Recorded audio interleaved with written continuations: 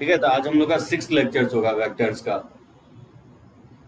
और आज हम लोग बहुत सारे क्वेश्चन जो है ना क्रॉस प्रोडक्ट पे देखेंगे और कुछ उसका रिलेटेड टू थ्योरी।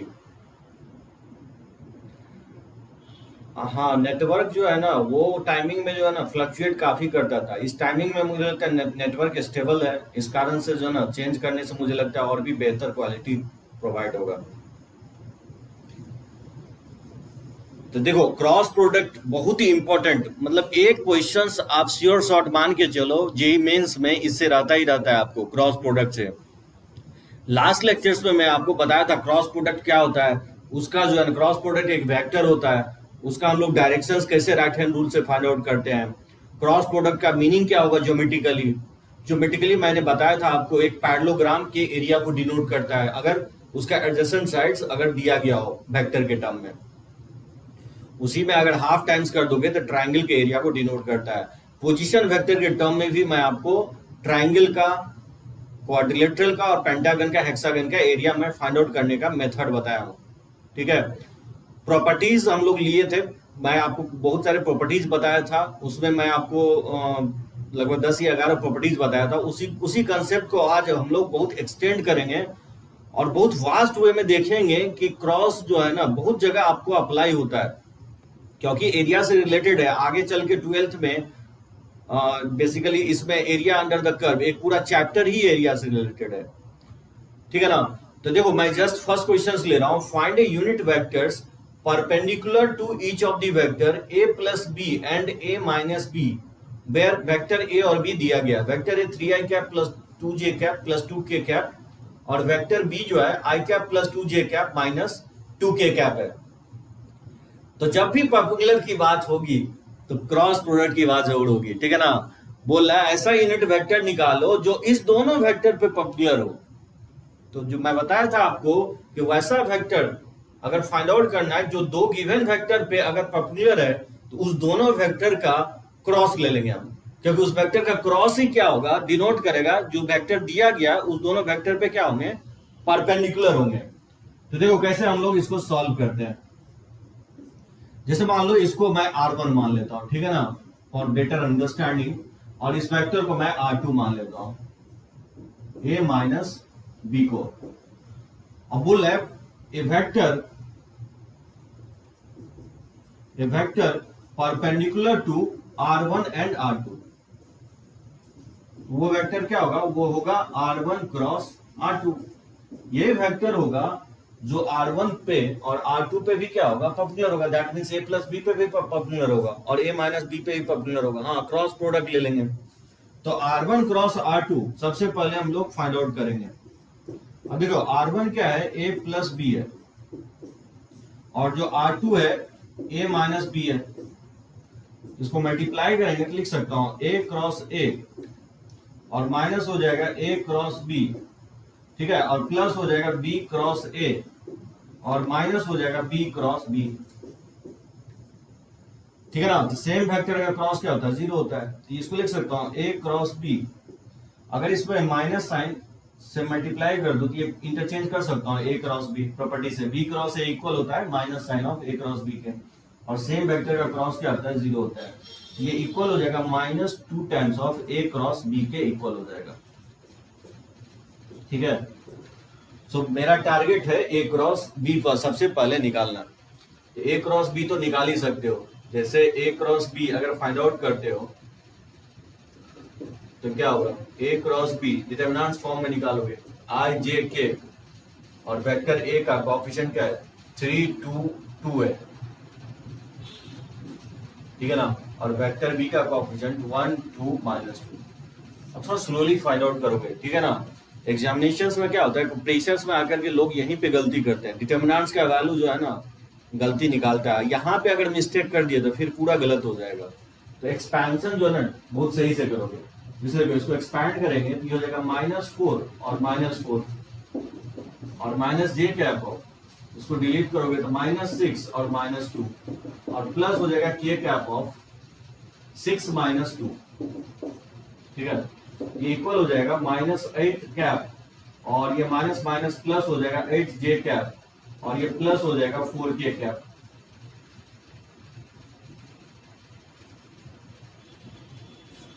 तो इसका क्या करोगे, सबसे पहले मैग्नीट्यूड निकालोगे। तो a प्लस बी का मैग्नीट्यूड क्या होगा, अंडर रूट ऑफ 64 प्लस 64 और प्लस हो जाएगा 16, ये वैल्यू हो जाएगा 16।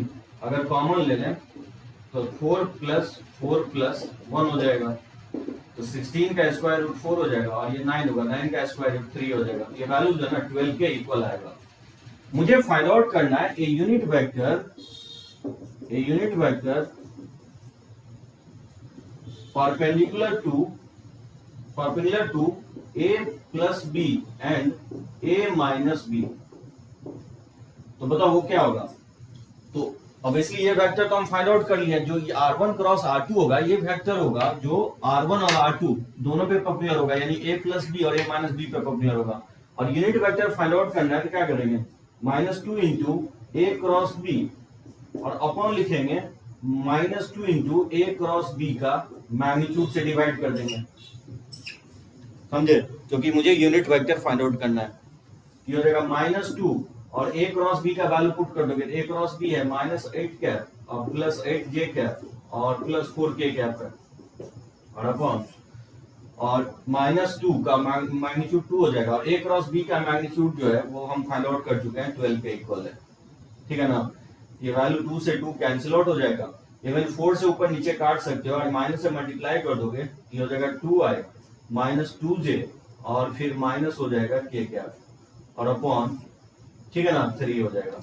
4 से मैंने कॉमन लेके काट दिया हूँ और फिर माइनस इंसर्ट कर दिया हूँ, तो 4 कॉमन लोगे तो यहाँ 2i 2j और प्लस k कैप होगा, जब माइनस से मल्टीप्लाई करोगे तो ये प्लस हो जाएगा, और यहाँ पे क्या होगा, माइनस साइन आ जाएगा। यही वेक्टर होगा जो a प्लस बी और a माइनस बी पे क्या होंगे, परपेंडिकुलर होगा, और यूनिट वेक्टर भी होगा, ठीक है ना। वैसा यूनिट वेक्टर फाइंड आउट करना था जो a प्लस बी और a माइनस बी पे परपेंडिकुलर हो। तो सबसे पहले दोनों वेक्टर का क्रॉस ले लिया और उसके मैग्नीट्यूड से क्या किया, डिवाइड कर दिया। किसी को इसमें प्रॉब्लम हो तो पॉइंट आउट करो।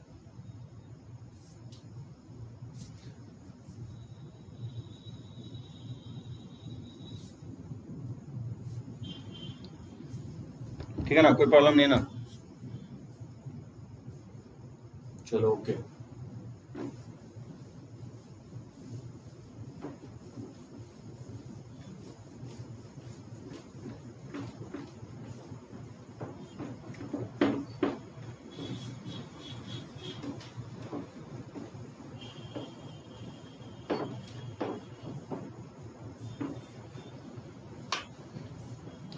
देखो एक कॉन्सेप्ट मैं बताना चाहता हूँ, वैसे मैं 3D में बहुत डिटेल में बताऊंगा, लेकिन यहाँ पे क्योंकि कुछ क्वेश्चंस दिया गया वेक्टर में, तो मुझे बताना पड़ेगा इस कॉन्सेप्ट को। देखो जस्ट मैं डायरेक्शंस रेशियो के बारे में बताना चाहता हूँ।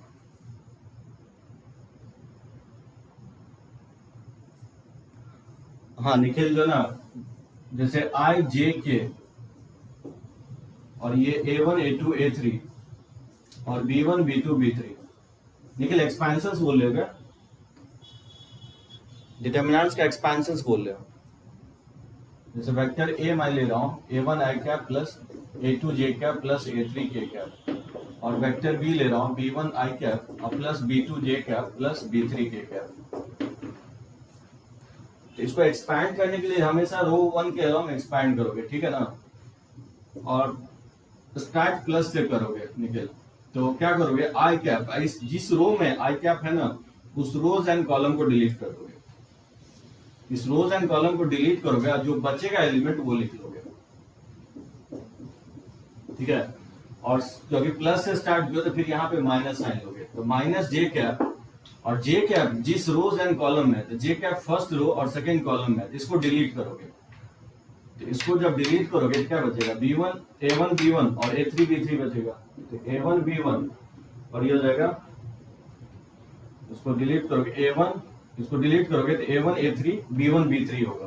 तो A1 A3 B1 B3, ठीक है ना, प्लस k कैप ऑफ, और फिर प्लस साइन लोगे, और k कैप जो है ना फर्स्ट रो थर्ड कॉलम में, इसको डिलीट करोगे तो A1 A2 B1 B2, और फिर इसको एक्सपैंड कर दोगे, ठीक है ना। 2/2 का एक्सपेंशंस बताया था, ये इसको लिखोगे A2 B3 और माइनस B2 A3 और माइनस j कैप ऑफ, ये हो जाएगा A1 B3 और माइनस हो जाएगा B1 A3 और प्लस हो जाएगा K cap of A1 B2 और माइनस A2 B1।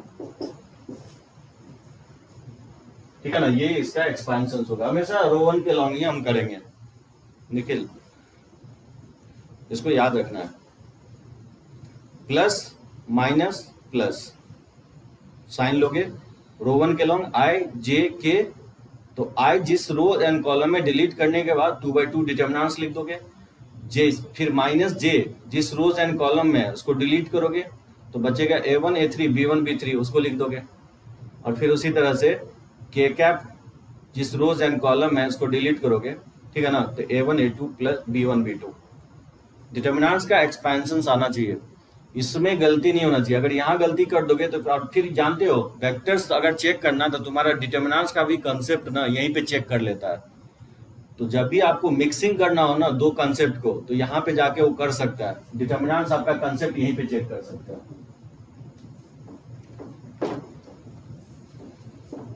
देखो डायरेक्शंस रेशियो और डायरेक्शंस रेशियो के बारे में थोड़ा बहुत मैं बताता हूँ। डायरेक्शन कोसाइन के बारे में, सॉरी, डायरेक्शंस कोसाइन मैं मान लेता हूँ, let alpha beta and gamma be the angle of any unit vector a cap to the x axis, y axis and z axis। ठीक है, दिस इज कॉल्ड, इसी को हम लोग क्या बोलते हैं, this is called direction angle बोलते हैं।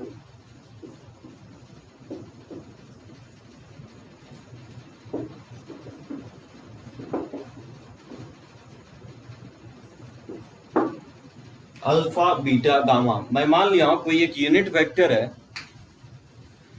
हाँ, डिस्क्रिमिनेंट अगर नहीं देखो निखिल तो डिस्क्रिमिनेंट का देख लोगे लेक्चर्स। अल्फा बीटा गामा मैं मान लेता हूं कि यूनिट वेक्टर है जो एक्स एक्सिस के साथ अल्फा एंगल बना रहा है, वाई एक्सिस के साथ बीटा एंगल बना रहा है और जेड एक्सिस के साथ ये गामा एंगल बना रहा है। कुछ इस तरह से है, ठीक है ना, जैसे एक्स एक्सिस है, ये वाई एक्सिस है और ये जेड एक्सिस होगा। ठीक है, जेड एक्सिस इस तरह से दिखा देता हूँ, ये जेड एक्सिस होगा। तो मान लेता हूँ ये कोई भी वेक्टर है, ये प्लेन में है, ठीक है ना, ये यूनिट वेक्टर ऐसे है प्लेन में है। तो ये एक्स एक्सिस के साथ अल्फा एंगल बना रहा है, वाई एक्सिस के साथ बीटा एंगल बना रहा है और ये जेड एक्सिस के साथ ये एंगल गामा बना रहा है। ठीक है ना, कोई एक यूनिट वेक्टर। तो मान लो किसी यूनिट वेक्टर्स को ये इक्वल है A1 आई कैप प्लस A2 जे कैप और प्लस A3 के कैप। ठीक है ना, इसका 3 कंपोनेंट है। अब देखो इसमें क्या करो, दोनों तरफ डॉट ले लो। So take dot with vector I cap. I cap के साथ डॉट लोगे तो ये हो जाएगा, ठीक है ना, आई कैप इक्वल टू हो जाएगा A1 और आई डॉट आई कैप अब plus A2 J dot I cap अब प्लस हो जाएगा A3 K3 के कैप इनटू आई कैप। ठीक है ना, मैं दोनों तरफ आई कैप से मैंने डॉट ले लिया और आई डॉट आई 1 होता है और जे डॉट जे 0 हो जाएगा। ठीक है ना, के डॉट आई 0 होता है। तो यहां से आप फाइंड आउट कर सकते हो ये A1 के इक्वल होगा। ठीक है ना, सिमिलरली मैं डायरेक्टली लिख देता हूं। सिमिलरली अगर जे के साथ डॉट लोगे ना तो देखना A cap dot J cap equal to A2 आ जाएगा और उसी तरह से A3 cap sorry A cap और डॉट के कैप ये आपको जो है ना A3 के इक्वल आएगा। ये वैल्यू अगर पुट कर दे इक्वेशन 1 में तो इसको लिख सकता हूं ए कैप जो होगा वो A1 का वैल्यू पुट कर दूंगा A cap dot I cap into I cap और ये एड इनटू जे कैप और plus A cap dot K cap into K cap. ठीक है ना, इसको मैं वैसे मैं प्रूफ भी किया था आपको जब मैं डॉट आपको पढ़ा रहा था। तो ये सभी को समझ में आया कैसे मैं प्रूफ किया हूं। ठीक है ना, आई कैप के साथ मैंने आई डॉट ले लिया दोनों तरफ, वहां से A1 का वैल्यू आ गया। सिमिलरली जे के साथ और के साथ कैप लोगे, ठीक है ना, कोई प्रॉब्लम नहीं है। अब देखो यहां से आई कैप इक्वल टू, इसको लिख सकते हो आई कैप का मैग्नीट्यूड, आई सॉरी ए का मैग्नीट्यूड, आई का मैग्नीट्यूड इनटू इसके बीच का एंगल का कोसाइन। इसके बीच का एंगल देखो, आई कैप तो ये इसका डायरेक्शन इधर होता है ना, ये आई कैप होता है, इधर जे कैप होता है, और ये इधर के कैप होता है। तो आई कैप और ए कैप के बीच का एंगल अल्फा है, तो डॉट का मतलब ये होगा ए कैप का मैग्नीट्यूड, आई का मैग्नीट्यूड इनटू इसके बीच का एंगल का कॉस इनटू आई कैप। उसी तरह से इसका लिखोगे ए कैप का मैग्नीट्यूड, ए कैप का मैग्नीट्यूड इसके बीच का एंगल का कोसाइन इनटू जे कैप। अब प्लस हो जाएगा ए कैप का मैग्नीट्यूड, के कैप का मैग्नीट्यूड इसके बीच का एंगल का कोसाइन कॉस गामा, और इनटू हो जाएगा के कैप। अब यहां से देख सकते हो कि ये वैल्यू जो है ना, ये 1 होगा क्योंकि ये यूनिट वेक्टर है। इसको लिख सकता हूं, ये कॉस अल्फा हो जाएगा आई कैप, कॉस बीटा जे कैप, और ये हो जाएगा कॉस गामा के कैप। इसी को लोग जो है इस तरह से भी लिखता है, इसको एल लिख देता है, इसको एम लिख देता है, और इसको एन लिख देता है। एक चीज इसमें ध्यान ये रखना है, जब आप इसका मैग्नीट्यूड वन यूनिटी होना चाहिए, तो under root of cos square alpha plus cos square beta और प्लस कॉस स्क्वायर गामा, इसका वैल्यू हमेशा क्या होगा 1 के इक्वल होता है। जब इसका मैग्नीट्यूड निकालोगे तो under root of cos square alpha cos square beta cos square gamma, तो दोनों तरफ स्क्वायर कर दोगे ना, तो ये 1 के इक्वल आ जाएगा। यानी यहीं से आप बोल सकते हो L square plus M square plus N square क्या होगा 1 के इक्वल होगा। और इसी एलिमेंट को एलिमेंट यानी तो that is cos alpha cos beta और कॉस गामा, इसको क्या कहा जाता है, इसको बोला जाएगा डायरेक्शन कोसाइन बोलते हैं। तो डायरेक्शन कोसाइंस बोलते हैं। मैं कहना यही चाह रहा हूं कि किसी यूनिट वेक्टर का अगर आपको कंपोनेंट चाहिए, सर डायरेक्शन कोसाइंस मींस हाँ यूनिट वेक्टर का जो है ना कंपोनेंट, साहिल यूनिट वेक्टर का जो कंपोनेंट होता है एक्स एक्सिस वाई एक्सिस और जेड एक्सिस के डायरेक्शंस में, उसी को कहा जाता है डायरेक्शंस कोसाइंस। अब मैं आपको फॉर्मूला दे रहा हूं कि अगर वो यूनिट वेक्टर अगर एक्स एक्सिस के साथ अगर अल्फा एंगल बना रहा है, तो डायरेक्शंस कोसाइन जो होगा, कंपोनेंट जो होगा एक्स एक्सिस के डायरेक्शन में कॉस अल्फा होगा। अगर वो यूनिट वेक्टर ये बता क्या रहा है निखिल, ये बता रहा है कि किसी यूनिट वेक्टर्स का अगर आपको 3 एक्स एक्सिस वाई एक्सिस और जेड एक्सिस के डायरेक्शन में अगर कंपोनेंट चाहिए, अगर वो यूनिट वेक्टर अगर एक्स एक्सिस साथ अल्फा बीटा गामा अगर एंगल बना रहा है, तो वो कंपोनेंट होगा cos alpha cos beta cos gamma. ये मैं बोल रहा हूं, किसी यूनिट वेक्टर का अगर एक्स एक्सिस वाई एक्सिस और जेड एक्सिस के डायरेक्शन में अगर कंपोनेंट चाहिए, तो वो कंपोनेंट होगा cos alpha cos beta cos gamma होता है। और उसी कॉस अल्फा को हम लोग एल लिखते हैं, कॉस बीटा को एम लिखा जाता है, और कॉस गामा को एन लिखते हैं। तो इसी एलिमेंट को डायरेक्शंस कोसाइंस कहा जाता है। जब इसका, क्योंकि ये यूनिट वेक्टर है, इसका मॉड लोगे तो ये under root of L square plus M square plus N square, इसका मॉड वैल्यू क्योंकि 1 होगा, क्योंकि हम ये यूनिट वेक्टर मान चुके हैं, तो इसका स्क्वायर का सम ऑलवेज हमेशा 1 के इक्वल होगा। तो डायरेक्शंस कोसाइंस में ये रिलेशंस ऑलवेज होल्ड करेगा। थोड़ा बहुत मैं याद दिलाना चाहूंगा कि फिजिक्स में देखो 2D प्लेन में क्या करता है आपको, जैसे एक्स एक्सिस है और ये वाई एक्सिस है, मान लो कोई फोर्स है, ठीक है ना, ये फोर्स अगर अल्फा एंगल बना रहा है एक्स एक्सिस साथ, इसको क्या लिखा जाता था, इस डायरेक्शन में कंपोनेंट क्या होता था एफ कॉस अल्फा, और वाई एक्सिस के डायरेक्शन में क्या लिखता था कंपोनेंट एफ साइन अल्फा लिखता था, ये लिखता था ना। आपको किसी फोर्स का, हाँ, अगर एक्स एक्सिस के डायरेक्शन में कंपोनेंट लिखता था तो एफ कॉस अल्फा लिखता था। अगर मान लो ये यूनिट वेक्टर अगर मैं ले लूं, ये फोर्स अगर यूनिट वेक्टर ले लूं, तो ये कॉस अल्फा के इक्वल नहीं हो जाएगा, क्योंकि ये 1 के इक्वल हो जाएगा, ये कॉस अल्फा हो जाएगा, और ये क्योंकि unit vector cos sine alpha के इक्वल हो जाएगा, क्योंकि फोर्स का मैग्नीट्यूड 1 है। अब देखो यही मैं कॉस अल्फा लिख रहा हूं, और इस साइन अल्फा को लिख सकता हूं, अगर इसको मैं बीटा मान लूं, अगर मैं इसको बीटा मान लूं इस एंगल को वाई एक्सिस के साथ, तो बीटा का वैल्यू नहीं लिख सकता हूं π/2 माइनस अल्फा। बीटा का वैल्यू क्या लिख सकता हूं, या अल्फा का वैल्यू क्या लिख सकता हूं, π/2 माइनस बीटा नहीं लिख सकता हूं। इसमें अगर पुट कर दोगे तो साइन ये कॉस बीटा नहीं हो जाएगा, ये कॉस अल्फा हो गया, ये कॉस बीटा हो गया। नहीं समझ में आया। मैं बोल रहा हूँ किसी फोर्स को जो रिजॉल्व करता था एफ कॉस अल्फा और एफ साइन अल्फा लिखता था, तो और अगर मान लो फोर्स अगर यूनिट वेक्टर है, अगर इसका मैग्नीट्यूड यूनिट है तो ये कॉस अल्फा हो जाएगा, और इस कंपोनेंट में एफ का यूनिट अगर 1 है तो ये साइन अल्फा हो जाएगा। मैं कर रहा हूं कि इसको अगर बीटा मान लो वाई एक्सिस के साथ, तो अल्फा को नहीं लिख सकता पाई बाय 2 माइनस बीटा, तो अल्फा की जगह पुट कर दोगे पाई बाय 2 माइनस बीटा, तो sine pi by 2 minus beta क्या हो जाएगा, कॉस बीटा। तो यही तो मैं बोल रहा हूँ कि जो कॉस अल्फा होगा वो कंपोनेंट होगा यूनिट वेक्टर का एक्स एक्सिस के डायरेक्शन में, और यहाँ पे क्योंकि एफ साइन अल्फा लिखता था वो बेसिकली कॉस बीटा होगा, क्योंकि अगर वाई एक्सिस के साथ अगर बीटा मान लोगे तो वो एंगल जो है ना वो कंपोनेंट कॉस बीटा हो जाएगा। और सिमिलरली उसी तरह से अगर जेड एक्सिस के साथ अगर एंगल गामा बना रहा है तो जो जेड एक्सिस के साथ जो कंपोनेंट आएगा वो बेसिकली कॉस गामा हो जाएगा।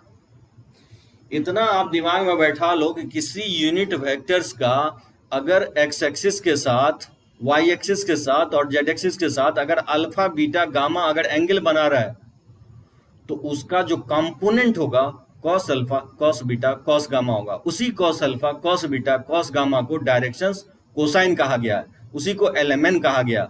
और ध्यान रखना है कि डायरेक्शंस कोसाइंस में ऑलवेज रिलेशंस क्या होता है, उसका स्क्वायर का सम हमेशा 1 के इक्वल होता है।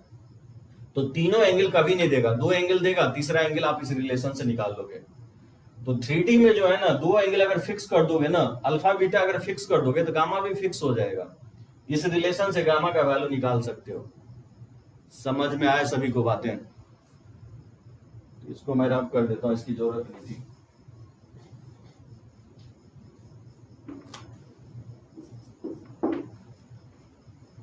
ये वैसे मैं ठीक है ना, अभी जस्ट याद रखो ये रिपीट करूंगा मैं आपको 3D में बहुत अच्छे से इसको एक्सप्लेन करूंगा, क्योंकि वेक्टर में क्योंकि दिया गया कहीं कहीं क्वेश्चंस, और मेरे से डॉट में भी बहुत लोग पूछ रहा था इसका कि एलएमएन का मतलब क्या होगा। तो एलएमएन के बारे में थोड़ा बहुत वेक्टर में बताया गया है, इसलिए मैं चाहूँ कि बता देता हूँ। तो ध्यान रखना किसी यूनिट वेक्टर्स का जो कंपोनेंट होगा X axis Y axis Z axis के डायरेक्शन में cos alpha cos beta cos gamma होगा, उसी को डायरेक्शंस कोसाइन कहा गया है। हाँ एकदम साहिल सही पकड़े, एकदम गुड, वेरी गुड। साइन के टर्म में इसका वैल्यू 2 के इक्वल होता है, सही बोले हो। क्योंकि जब cos square alpha cos square beta cos square gamma अगर 1 के इक्वल है, cos square alpha cos square beta और कॉस स्क्वायर गामा का जो वैल्यू है अगर 1 के इक्वल है, तो कॉस स्क्वायर को लिख सकते हैं 1 minus sine square alpha, cos square beta को लिख देंगे 1 माइनस साइन स्क्वायर बीटा, और उसी तरह से ये 1 माइनस साइन स्क्वायर गामा। ठीक है ना, तो ये 1 है, तो यहीं से तुम फाइंड आउट करोगे तो sine square alpha plus sine square beta और प्लस साइन स्क्वायर गामा को जो वैल्यू आएगा वो हमेशा 2 के इक्वल आएगा। वैसे सब डिटेल में हम लोग देखेंगे, ठीक है ना। तो sine square alpha sine square beta sine square gamma का वैल्यू 2 के इक्वल होता है।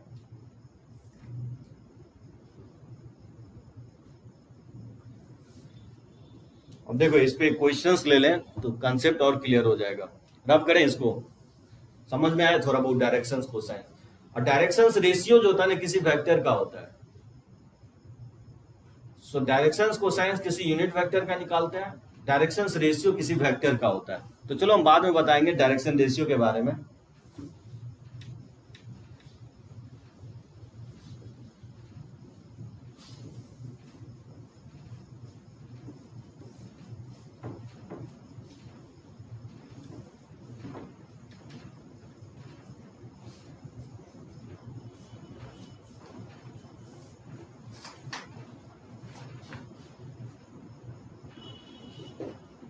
देखो if a unit vector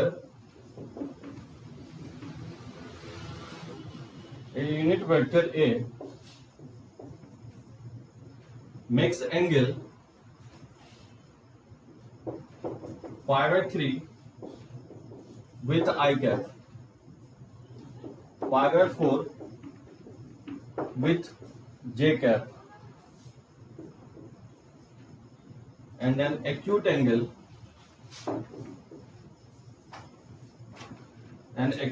theta with K cap, then find theta,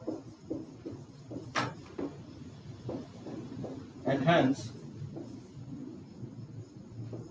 and hence the component of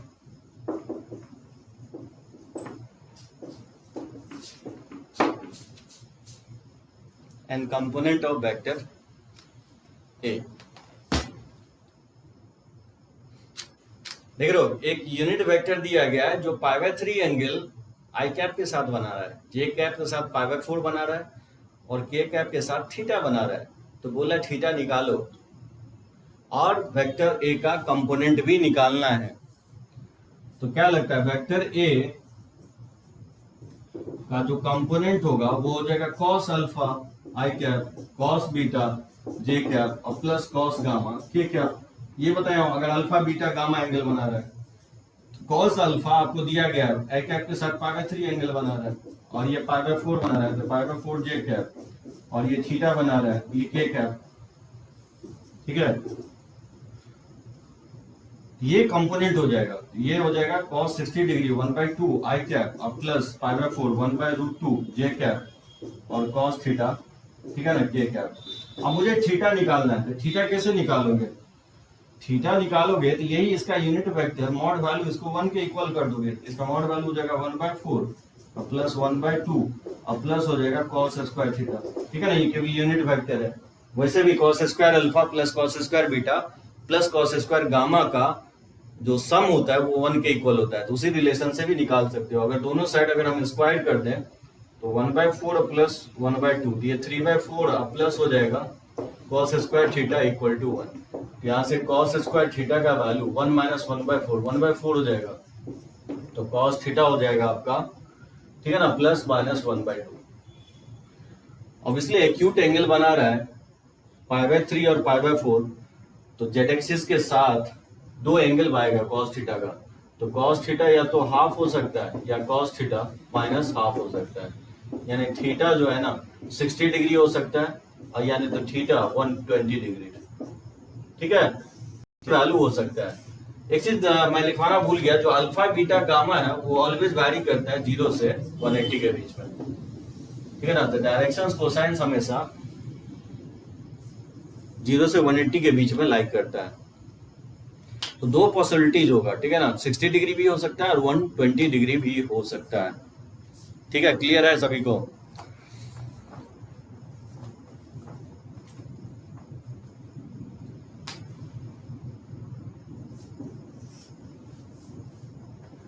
जैसे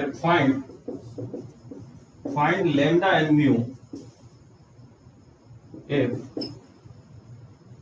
2i cap plus 6j cap और plus 27k cap और cross i cap और plus lambda j cap और plus mu k cap equal to 0 है। तो find out करना है lambda और म्यू का वैल्यू क्या होगा। थीटा एक्यूट है तो 120 कैसे हो सकता है, थीटा एक्यूट लिखा हुआ है। अच्छा, क्वेश्चंस में फाइंड थीटा, अच्छा एक्यूट एंगल, हाँ जब आपको मेंशंस कर दिया थीटा एक्यूट है तो थीटा 120 नहीं हो सकता है। ठीक है ना, तो इसका आंसर जो है ना 60 डिग्री होगा। अगर एक्यूट रानी नहीं लिखा रहता तो फिर आप 120 भी ले सकते थे। गुड, वेरी गुड, सही पॉइंट आउट किया, क्वेश्चंस में लिखा हुआ है एक्यूट एंगल।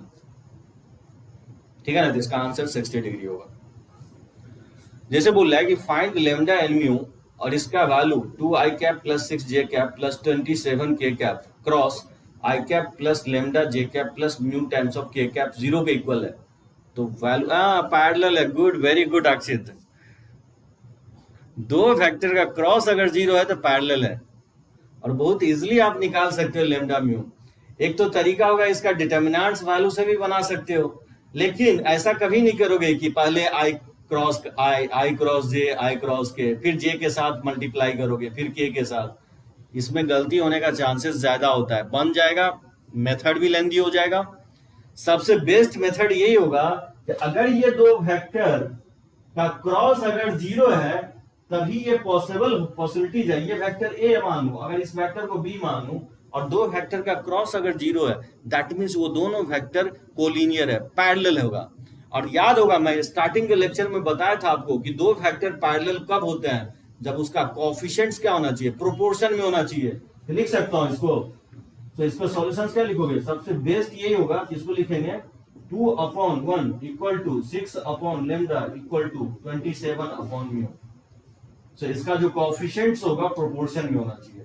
यहां से आप निकालोगे तो लेमडा का वैल्यू हो जाएगा 6/2 तो 3 हो जाएगा, और इससे म्यू का वैल्यू निकालोगे तो म्यू इक्वल टू इधर लाओगे तो 27/2 हो जाएगा। यहां से लेमडा और म्यू निकल जाएगा। एकदम सही है सृष्टि, गुड। 3 एंड 27/2 होगा। ठीक है, समझ में आया कंसेप्ट सभी को? एकदम वेक्टर में जानते हो, थ्योरी अगर क्लियर होगा ना तो क्वेश्चंस इसका टफ नहीं होता है। गलतियां लोग वहां पे करते हैं, मतलब कैलकुलेशंस में लोग ज्यादातर गलतियां करते हैं।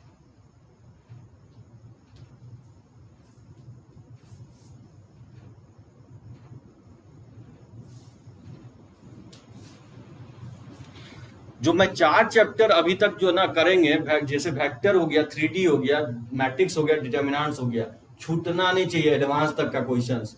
मैं आपको कोई भी सिंगल भी पॉइंट मिस नहीं कर रहा हूं, और मैं ये नहीं बोल रहा हूं कि ये बुक बनाओ वो बुक नहीं बनाओ। कोई भी बुक बालाजी से लेकर के आप कोई भी आप एनसीईआरटी तक कोई भी बुक आप बना सकते हो, बनेगा सारे क्वेश्चंस। मेरे को लेकिन वेक्टर कंप्लीट वाले करने दो।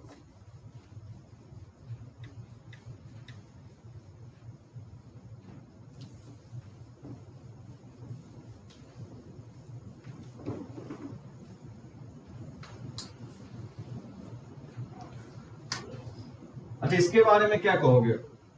सभी लोग सोचो, इस क्वेश्चंस को मैं लिख रहा हूं और आंसर्स बताओ कि क्या हो सकता है।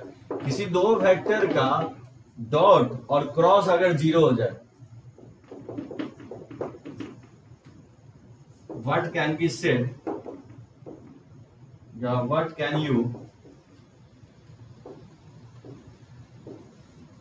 You conclude about the vectors?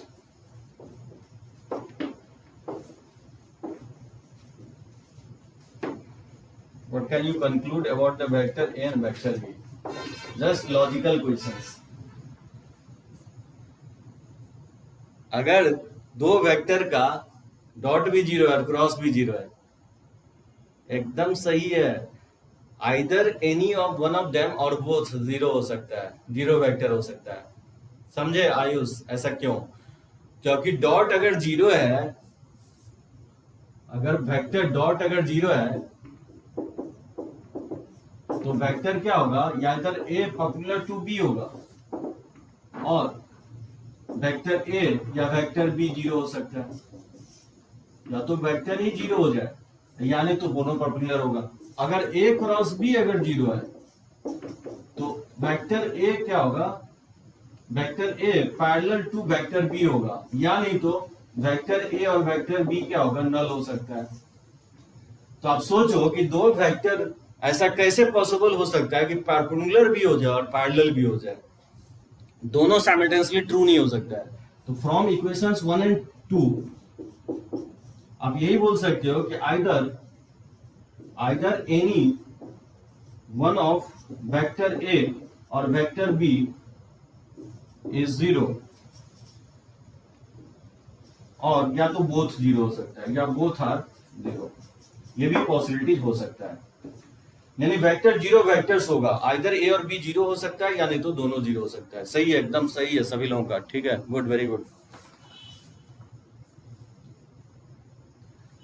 क्या ले क्वेश्चंस? इसमें तो बहुत इजी क्वेश्चंस दिया गया। अच्छा बताओ, ये कैसे निकालोगे? Find the area of parallelogram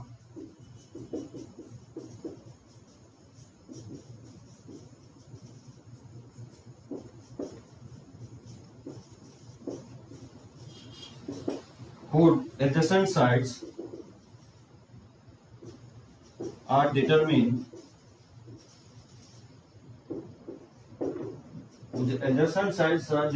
by the vectors vector A equal to I cap minus j cap plus 3k cap, and vector B equal to 2I cap minus 7j cap plus k cap।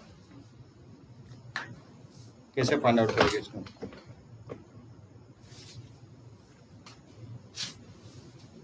एकदम सही बोले, determinants निकाल देंगे।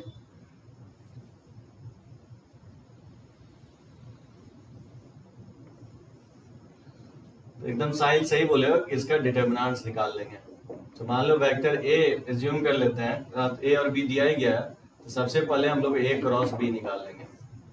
सो जैसे determinants निकाल लेंगे इसका answer आ जाएगा। तो 1 - 1 3, 2 - 7 1, ये हो जाएगा आई कैप। इसको एक्सपांड करोगे तो -1 माइनस माइनस प्लस हो जाएगा 21, और माइनस जे कैप 1 - 6 हो जाएगा, ठीक है ना, और प्लस के कैप और -7 माइनस माइनस, ठीक है ना, +2 हो जाएगा। तो ये हो जाएगा 20 आई कैप, और ये माइनस माइनस +5 जे कैप, और फिर ये हो जाएगा -5 के कैप, ठीक है ना। इसका मैग्नीट्यूड निकाल लेंगे, तब अंडर रूट ऑफ 20 का स्क्वायर प्लस 5 का स्क्वायर प्लस -5 का होल स्क्वायर, तो 20 का स्क्वायर 400 हो जाएगा, और प्लस 25 प्लस 25 तो 450 हो जाएगा, ठीक है ना, 450। तो 9 इंटू 50 लिख सकते हैं, 9 इंटू 50 यानी 3 इंटू और 50 5 इंटू √2, 25 को लिख सकते हैं 25 इंटू 2 तो 5 √2 हो जाएगा, यानी 15 √2 हो जाएगा। यानी एरिया ऑफ पैरेललोग्राम जो होगा, एरिया ऑफ पैरेललोग्राम वो इक्वल होगा ए क्रॉस बी के, ए क्रॉस बी का मॉडल, यानी ये इक्वल होगा 15 √2 स्क्वायर यूनिट के। और सब कुछ लिखोगे ही, ठीक है, ये बोर्ड लेवल का मैं क्वेश्चंस ले रहा हूँ, यूनिट लिखना जरूरी है, बहुत लोग यूनिट ही नहीं लिखता है। तो 15 √2 स्क्वायर यूनिट लिखना है, अगर नहीं लिखे तो फिर मार्क्स नहीं मिलेगा आपको, ये सब ध्यान रखना है। तो कुछ क्वेश्चंस मैं अभी जो है ना बोर्ड लेवल का ले रहा हूँ, और फिर मैं आपको मेंस लेवल का क्वेश्चंस लेके दिखाता हूँ।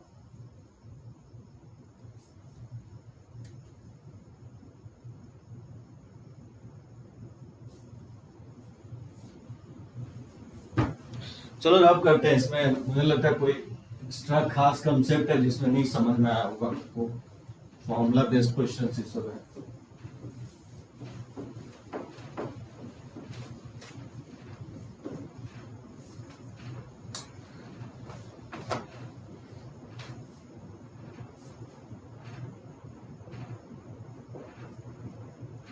सब इसी टाइप का वेक्टर है।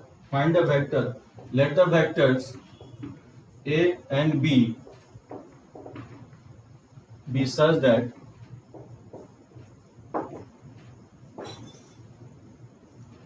A का मैग्नीट्यूड 3 है एंड B का मैग्नीट्यूड जो है ना आपको दिया गया √2/3 है, then A cross B is a unit vector. A cross B बोल रहा है यूनिट वेक्टर है if the angle between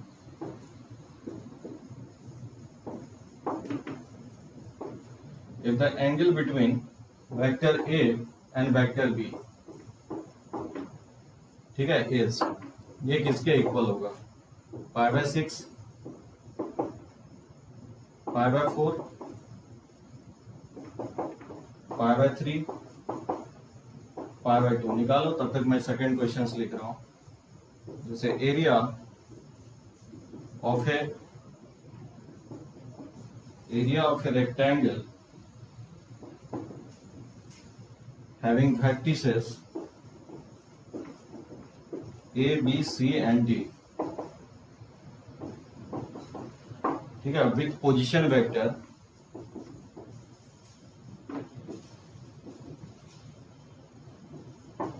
-i cap plus 1/2 j cap plus 4k cap, i cap और plus 1/2 j cap plus 4k cap, और तीसरा vector I cap -12 J cap plus 4k cap, and और चौथा vector है -i cap -12 J cap और plus 4k cap, ठीक है, respectively ए इसके इक्वल होगा।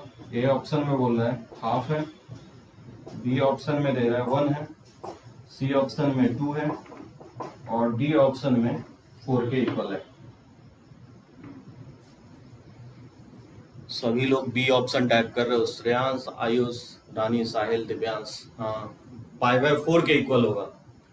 तो चलो मैं फर्स्ट फाइंड आउट कर रहा हूँ, तुम लोग सेकेंड फाइंड आउट करो। सेकेंड का आंसर निकालो क्या हो सकता है।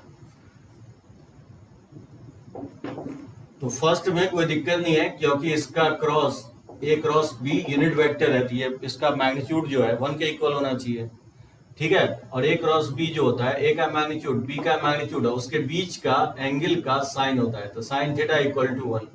तो ए का मैग्नीट्यूड दिया गया 3 के इक्वल है और ये √2/3 है, ठीक है ना। तो ये 1 के इक्वल होगा, 3 से 3 कैंसिल आउट हो जाएगा। तो यहीं से साइन थीटा अगर फाइंड आउट करोगे तो 1/√2 आ जाएगा। तो ऑब्वियसली थीटा जो है π/4 के इक्वल आएगा। 45 डिग्री पे साइन का वैल्यू 1/√2 होता है। और सेकंड कैसे निकालोगे, किसी रेक्टेंगल का चारों वर्टिसेस अगर मेंशन किया हुआ हो।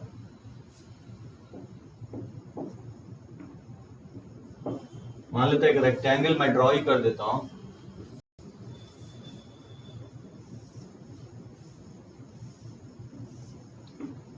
किसी रेक्टेंगल का चारों वर्टिसेस दिया गया है ABCD। सो ए का कोऑर्डिनेट दिया गया है -1 हाफ 4, बी का कोऑर्डिनेट है 1 हाफ 4, सी का कोऑर्डिनेट है 1 माइनस हाफ 4 और डी का कोऑर्डिनेट है, ठीक है ना, डी का कोऑर्डिनेट है -1 माइनस हाफ 4। तो मुझे इसका फाइंड आउट करना है एरिया। पहले वेक्टर निकालेंगे, एकदम सही है अक्षित, सबसे पहले हम वेक्टर निकालेंगे। तो कोई भी ए बी वेक्टर निकाल लो और फिर ए डी वेक्टर निकाल लो। ए बी वेक्टर क्या होगा, ए बी वेक्टर होगा कि बी के पोजीशन में से ए के पोजीशन को माइनस कर देंगे, ये आपका हो जाएगा ए बी वेक्टर। तो 1 माइनस माइनस ये 2i कैप हो जाएगा और वह हाफ माइनस हाफ 0 हो जाएगा, 4 माइनस ये 2i कैप होगा। और उसी तरह से हम ए डी वेक्टर निकाल लेंगे, ठीक है ना। ए डी वेक्टर हो जाएगा डी के पोजीशन में से ए के पोजीशन को माइनस कर देंगे, तो ये -1 और -1 0 हो जाएगा और माइनस हाफ और माइनस हाफ, तो ये माइनस जे कैप हो जाएगा और 4 माइनस 4 0 हो जाएगा। और इसका क्रॉस ले लेंगे A B cross A D, तो क्या हो जाएगा डायरेक्टली 2i क्रॉस माइनस आई, तो माइनस को बाहर ले लें तो i क्रॉस जे हो जाएगा। और आप जानते हो i क्रॉस जे क्या होता है, के कैप के इक्वल होता है। The area of rectangle किसके इक्वल होगा, इसका magnitude A B cross A D का मैग्नीट्यूड के इक्वल होगा। जो रेक्टेंगल होता है वो बेसिकली पैरेललोग्राम का सबसेट होता है, तो पैरेललोग्राम का एरिया यही बताया ना, A B cross A D. इसका मैग्नीट्यूड क्या हो जाएगा -2 के कैप का मॉड, इसको लिखेंगे -2 का मॉड और के कैप का मॉड। तो के तो एक यूनिट वेक्टर है तो उसका मॉड वैल्यू 1 हो जाएगा और -2 का मॉड 2 हो जाएगा। इसका आंसर हो जाएगा 2a² यूनिट हो जाएगा। सही है, सही बोल रहे हो, एकदम सही है कि इसका आंसर जो है ना सी ऑप्शन होगा, ठीक है। तो डिटरमिनेंट्स यहाँ निकालने की जरूरत नहीं है, डायरेक्टली आप क्रॉस ले लो, माइनस को आउटसाइड ले लिया और आई क्रॉस जे जो है ना के कैप के इक्वल होता है, ये मैं बताया आपको। तो -2 के कैप हो जाएगा ये वेक्टर। एक चीज इसमें जस्ट ध्यान ये रखना है कि जो वेक्टर जो इनिशिएट करो इसका टेल जो है ना किसी एक वर्टिसेस पे रखोगे, तो A B cross A D कर लो, या आप B C cross B A कर लो, या नहीं तो C D cross C B कर लो, या नहीं तो D C cross D A कर लो। जैसे भी करो आंसर जो है ना इसका 2 ही आएगा।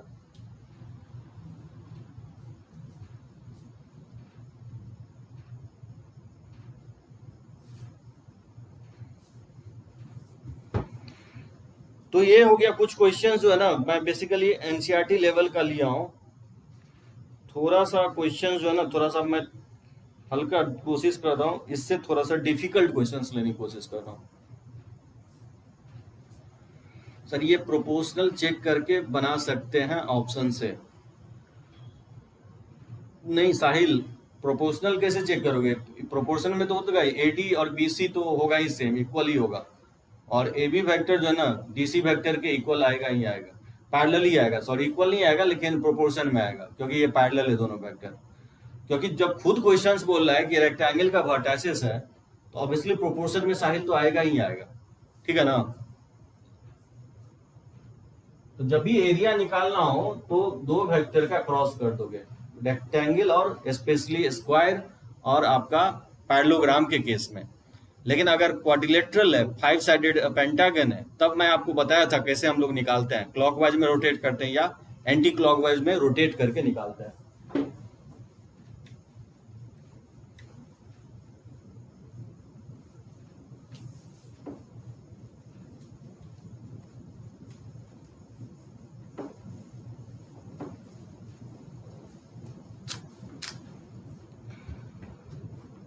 अच्छा, अब बताओ कि इसका आंसर क्या होगा।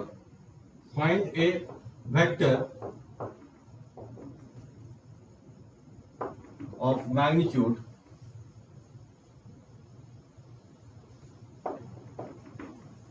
find a vector magnitude 9 which is, हमें प्रॉपर्टीज से जो ना रिलेटेड जो प्रॉपर्टीज में लिखवाया हूं, मैं चाहता हूं कि वो कंसेप्ट थोड़ा बहुत यूज होना चाहिए, उससे रिलेटेड क्वेश्चंस ले रहा हूं। मतलब समझो कि मैं मेंस लेवल का क्वेश्चंस ले रहा हूं। 4i cap minus J cap और plus 3k cap and minus 2i cap plus J cap और माइनस 2k कैप। क्या लगता है इसका आंसर होगा? Find A vector of magnitude 9, बोल रहा है कि ऐसा वेक्टर निकालो जिसका मैग्नीट्यूड 9 हो जाए and which is perpendicular to both vectors, इस दोनों वेक्टर पे परपेंडिकुलर भी हो जाए। 4i cap minus J cap plus 3k cap और दूसरा वेक्टर है minus 2i cap plus J cap minus 2k cap. क्या करेंगे? Any idea? ये थ्योरी में मैं आपको लिखवाया हूं प्रॉपर्टीज ऑफ क्रॉस में। एकदम क्रॉस करेंगे, ये बात तो सही है कि क्रॉस करेंगे।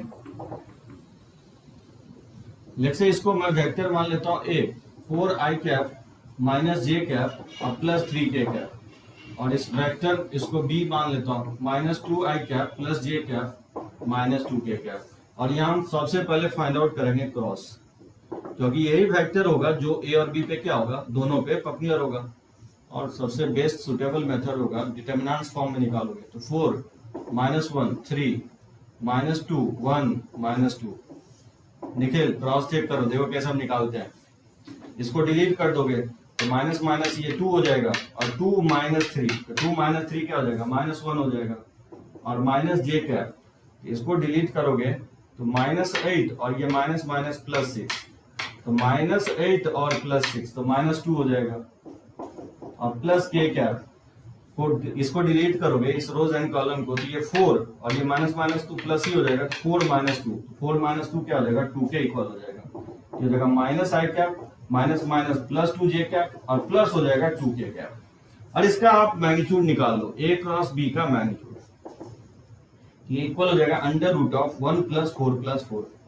ये 9 का स्क्वायर रूट क्या होगा, 3 हो जाएगा।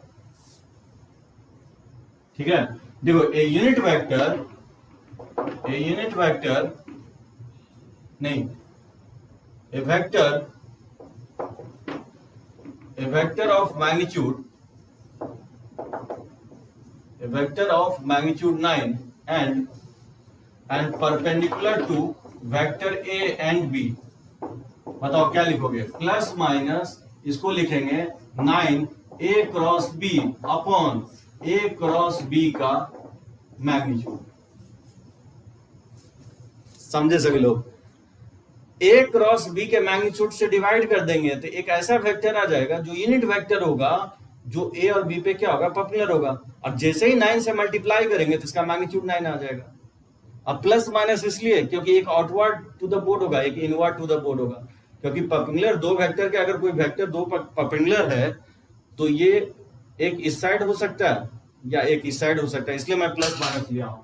ठीक है ना, तो प्लस माइनस और ये 9 हो जाएगा और ए क्रॉस बी हम निकाल चुके हैं, तो माइनस आई कैप और प्लस 2 जे कैप और प्लस 2 के कैप और अपॉन ए क्रॉस बी का मैग्नीट्यूड 3 के इक्वल है। ये सब्स्टिट्यूट कर दोगे 3 माइनस आई कैप प्लस 2 जे कैप और प्लस 2 के कैप हो जाएगा। ये इसका आंसर होगा।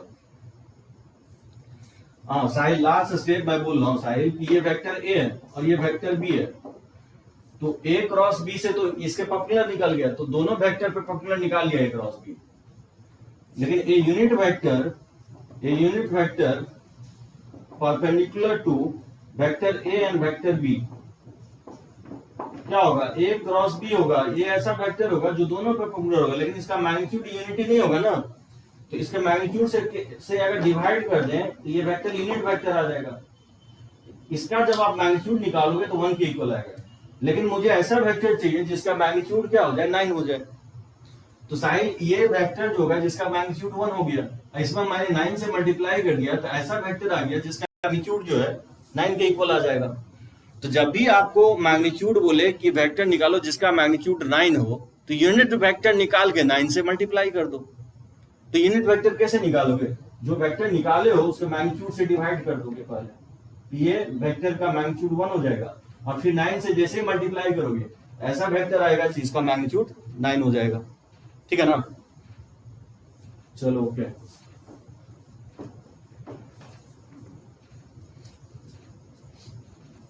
जैसे इसको प्रूफ करो, फॉर एनी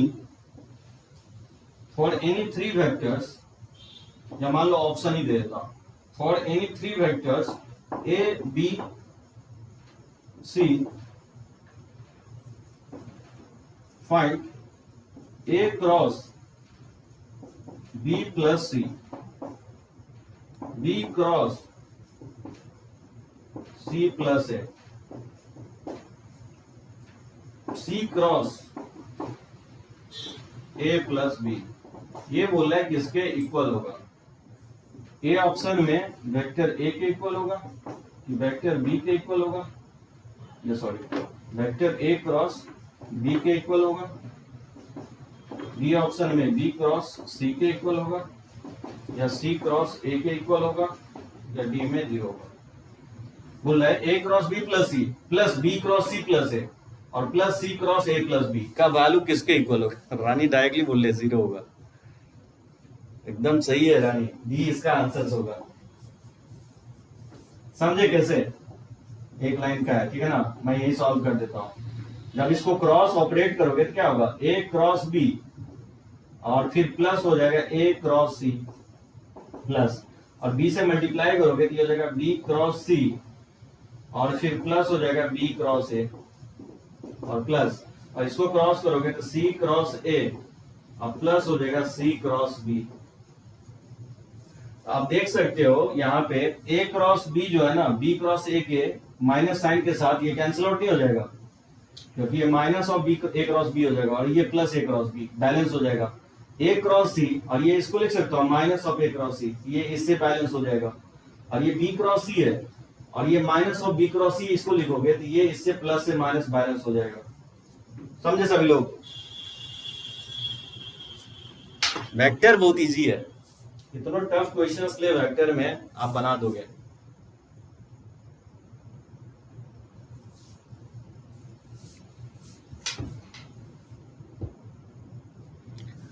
रब करें इसको, ठीक है, किसी को कोई प्रॉब्लम नहीं है ना, रब करें, एक बार टाइप करो फटाफट सभी लोग। चलो ओके।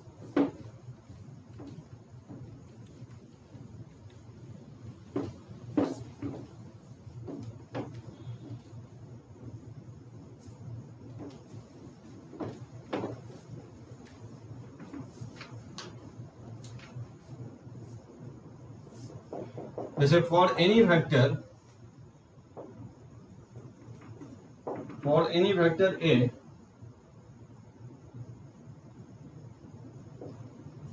ए क्रॉस आई कैप का मैग्नीट्यूड का स्क्वायर, ए क्रॉस जे कैप के मैग्नीट्यूड का स्क्वायर प्लस ए क्रॉस के कैप के मैग्नीट्यूड का स्क्वायर, बोल रहा है ये किसके इक्वल होगा, मैग्नीट्यूड ऑफ ए का स्क्वायर के इक्वल होगा, 2 टाइम्स ऑफ मैग्नीट्यूड ऑफ ए का स्क्वायर के इक्वल होगा, 3 टाइम्स ऑफ मैग्नीट्यूड ऑफ ए का स्क्वायर के इक्वल होगा, कि 4 टाइम्स ऑफ मैग्नीट्यूड ऑफ ए का स्क्वायर के इक्वल होगा। ए क्रॉस आई कैप के मैग्नीट्यूड का square plus A cross J cap के मैग्नीट्यूड का स्क्वायर प्लस ए क्रॉस के कैप के मैग्नीट्यूड का स्क्वायर, और कोई भी ए जो है कोई वेक्टर है, कोई ए वेक्टर है, आई जे के तो जानते हो आप यूनिट वेक्टर है। श्रेयांश बोला ए ऑप्शंस।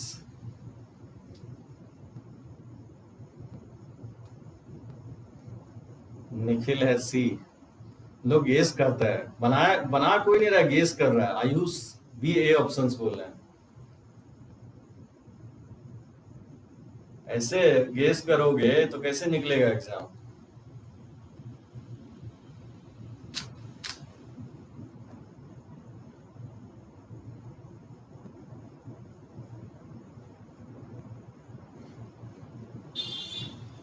यहाँ पे अटका दिया मैंने।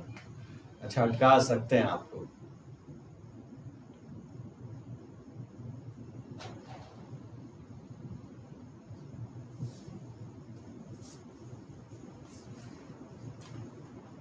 समझ में नहीं आ रहा होगा ए क्रॉस आई कैप कैसे निकालेंगे। नहीं, दिव्यांश भी ए पे एग्री है। अगर सही रहता तो अभी हम बनाना शुरू कर देते, लेकिन किसी का अभी तक सही नहीं आया है। कोई ना कोई सब गेस मार रहा है। देखो, प्रॉब्लम ये है कि ए क्रॉस आई कैप कैसे निकालेंगे? तो ये तो निकाल ही नहीं सकते जब तक ए के बारे में तो कुछ जानकारी नहीं दिया गया है, और ए के टर्म में निकालना भी है। तो ए क्रॉस आई कैप तभी निकाल सकते हैं कि वेक्टर ए जो होगा वो आई जे के टर्म में दिया है। तो क्या करेंगे, दिया नहीं है तो मान लेते हैं वेक्टर ए को a1 आई कैप प्लस a2 जे कैप और प्लस a3 के कैप। ठीक है ना, इसको मैं एज्यूम कर लिया। तो यहां से देखो ए क्रॉस आई के साथ अगर क्रॉस करते हो इसमें, इसको मान लेते हैं इक्वेशन 1, तो क्रॉस करोगे तो a1 आई क्रॉस आई कैप और प्लस हो जाएगा a2 जे क्रॉस आई कैप और प्लस हो जाएगा a3 के क्रॉस आई कैप। समझे? पोस्ट मल्टीप्लाई कर दिया। एक चीज ध्यान रखना है, इसमें प्री मल्टीप्लाई और पोस्ट मल्टीप्लाई इंपॉर्टेंट होगा। जब भी आप पोस्ट मल्टीप्लाई कर रहे हो लेफ्ट साइड, तो राइट हैंड साइड भी पोस्ट मल्टीप्लाई ही करोगे। डॉट में कोई दिक्कत नहीं था कि ए डॉट बी लिखे या बी डॉट ए। ये समझे? नहीं समझ में आया साहिल को? साहिल पोस्ट मल्टीप्लाई किया हूं, एक को बाद में मैं क्रॉस लिया हूं, तो राइट हैंड साइड भी आई को बाद में क्रॉस लोगे। देख रहे हो, जे क्रॉस आई लिखा हूं और के क्रॉस आई कैप लिखा हूं। तो मैंने क्रॉस लिया हूं, तो जानते हो आई क्रॉस आई क्या होता है? 0 होता है। और जे क्रॉस आई ये बेसिकली माइनस के कैप होता है। और ए3 के क्रॉस आई जो होता है वो जे कैप के इक्वल होता है। इसको लिख सकते हैं, ये इक्वल होगा a3 जे कैप और माइनस a2 के कैप। ये आपको ए क्रॉस आई कैप हो जाएगा। उसी तरह से इसमें क्रॉस लेते हो जे के साथ, तो ये हो जाएगा आपको a1 और आई क्रॉस जे कैप और प्लस हो जाएगा a2 जे क्रॉस जे कैप और प्लस हो जाएगा a3 के क्रॉस जे कैप। ठीक है ना? तो आई क्रॉस जे कैप ये के कैप के इक्वल हो जाएगा और जे क्रॉस जे 0 हो जाएगा, और के क्रॉस जे जो है ना बेसिकली माइनस आई कैप के इक्वल आएगा। ये इक्वल हो जाएगा माइनस a3 आई कैप और प्लस a1 के कैप। ठीक है, तो ये हो जाएगा ए क्रॉस जे कैप। उसी तरह से इसमें अगर हम के कैप के साथ क्रॉस लें, तो वेक्टर ए क्रॉस के कैप इक्वल टू लिख सकते हैं a1 आई क्रॉस के कैप और प्लस हो जाएगा a2 जे क्रॉस के कैप और प्लस हो जाएगा a3 के क्रॉस के कैप। ठीक है ना? तो यहां से लिखा जा सकता है, तो ए क्रॉस के कैप को लिख सकते हैं, इक्वल होगा, तो आई क्रॉस के कैप को क्या लिख सकते हैं? ये माइनस जे कैप लिख सकते हैं, और जे क्रॉस ये आई कैप लिख सकते हैं, और ये तो 0 ही हो जाएगा। यानी इसको आप लिख सकते हो a2 आई कैप माइनस a1 जे कैप। अब ये वैल्यू इसमें पुट कर दोगे, सो मुझे निकालना है ए क्रॉस आई के मैग्नीट्यूड का स्क्वायर प्लस ए क्रॉस जे के मैग्नीट्यूड का स्क्वायर और प्लस ए क्रॉस के कैप के मैग्नीट्यूड का स्क्वायर। तो जब आप इसमें इसका मैग्नीट्यूड निकालोगे तो ये इसके इक्वल है, तो ये हो जाएगा under root of a3 square और प्लस हो जाएगा a2 स्क्वायर, इसका होल स्क्वायर हो जाएगा प्लस, और ये हो जाएगा under root of A cross J जो है under root of a3 square plus a1 square का होल स्क्वायर और प्लस अंडर रूट ऑफ ये हो जाएगा a2 square plus a1 square का होल स्क्वायर।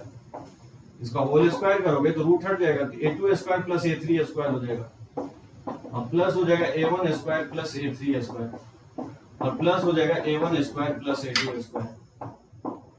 ये बेसिकली 2 टाइम्स हो जाएगा a1 square plus a2 square plus a3 square. इसी को क्या लिख सकते हो, मैग्नीट्यूड ऑफ ए का स्क्वायर के इक्वल आएगा ये।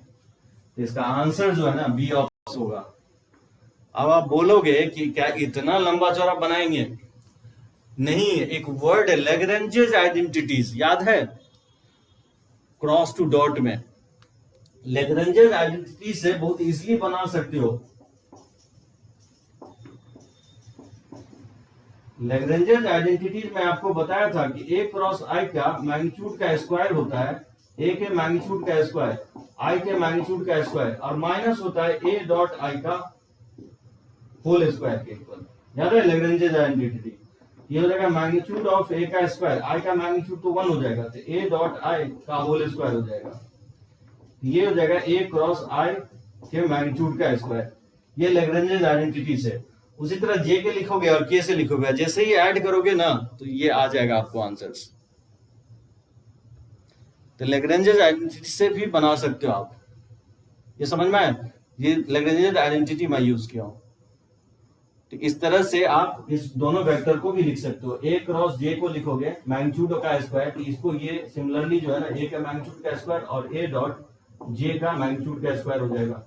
उसी तरह से ए क्रॉस के कैप का मैग्नीट्यूड का स्क्वायर हो जाएगा, ए का मैग्नीट्यूड का स्क्वायर और माइनस ए डॉट के कैप के मैग्नीट्यूड का स्क्वायर।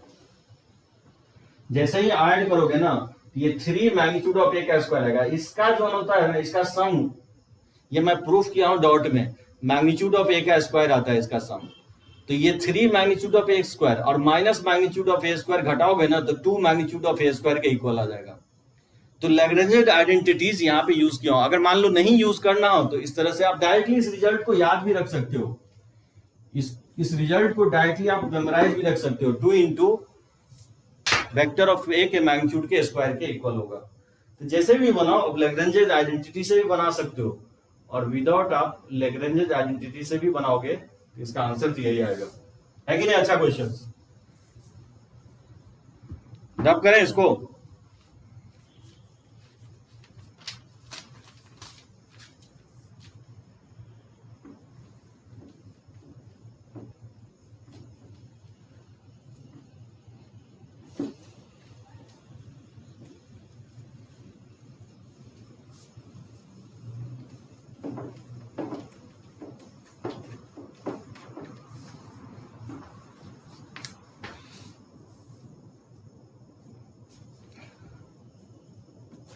अब देखो थोड़ा सा काफी मैं अच्छा क्वेश्चंस ले रहा हूं। ये सब क्वेश्चन मेंस में काफी बार आया है। मतलब जब भी आप इस टाइप का क्वेश्चंस डील कर रहे हो, 1-2 क्वेश्चंस अगर नहीं बनाए हो ना तो फिर मुश्किल है इसका इस टाइप का क्वेश्चंस बनना। मतलब बना दोगे लेकिन डिफिकल्टी आपको आएगी एक बार जब तक नहीं बनाए हो तो। देखो वेक्टर बी दिया गया है I cap plus J cap plus K cap, and vector C जो है वो इक्वल है 4i cap plus 3j cap और plus 7k cap.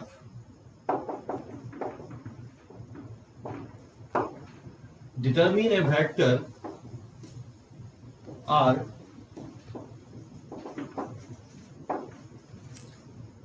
satisfying the relations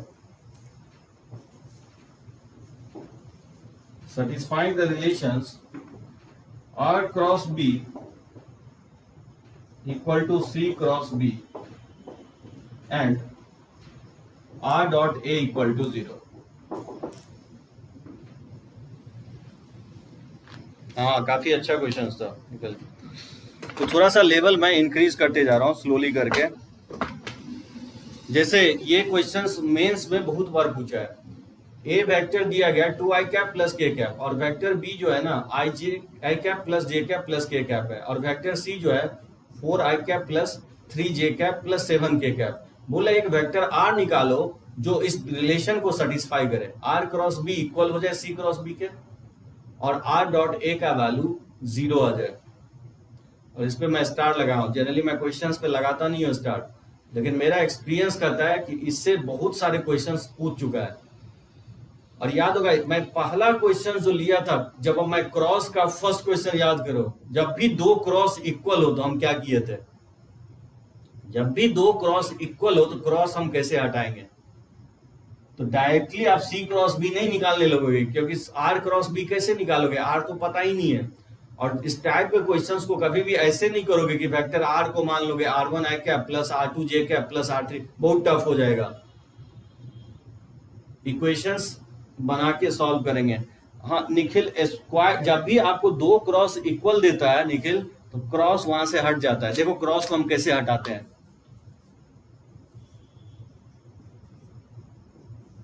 देखो आर क्रॉस बी इक्वल है सी क्रॉस बी के, ठीक है ना?